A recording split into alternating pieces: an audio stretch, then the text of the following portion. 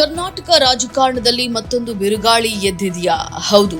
ಮುಖ್ಯಮಂತ್ರಿ ಸಿದ್ದರಾಮಯ್ಯ ಅವರಿಗೆ ಸಿಎಂ ಸ್ಥಾನಕ್ಕೆ ರಾಜೀನಾಮೆ ನೀಡುವಂತೆ ಕಾಂಗ್ರೆಸ್ ಹೈಕಮಾಂಡ್ ಸೂಚನೆ ನೀಡಿದೆ ಅಂತ ಹೇಳಿ ಇಂಡಿಯಾ ಟುಡೇ ವರದಿ ಮಾಡಿದೆ.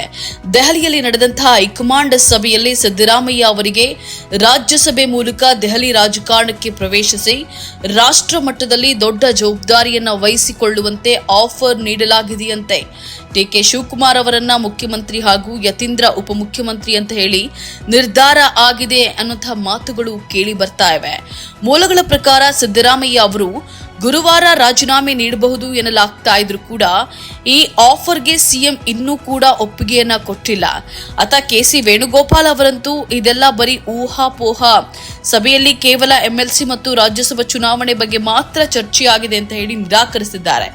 ಆದರೆ ಇಂಡಿಯಾ ಟುಡೇ ವರದಿ ಮಾತ್ರ ಕರ್ನಾಟಕದಲ್ಲಿ ಶೀಘ್ರದಲ್ಲೇ ದೊಡ್ಡ ರಾಜಕೀಯ ಬದಲಾವಣೆ ಆಗಲಿದೆ ಅಂತ ಹೇಳಿ ಮಾತುಗಳು ಕೇಳಿ ಬರ್ತಾ ಇವೆ.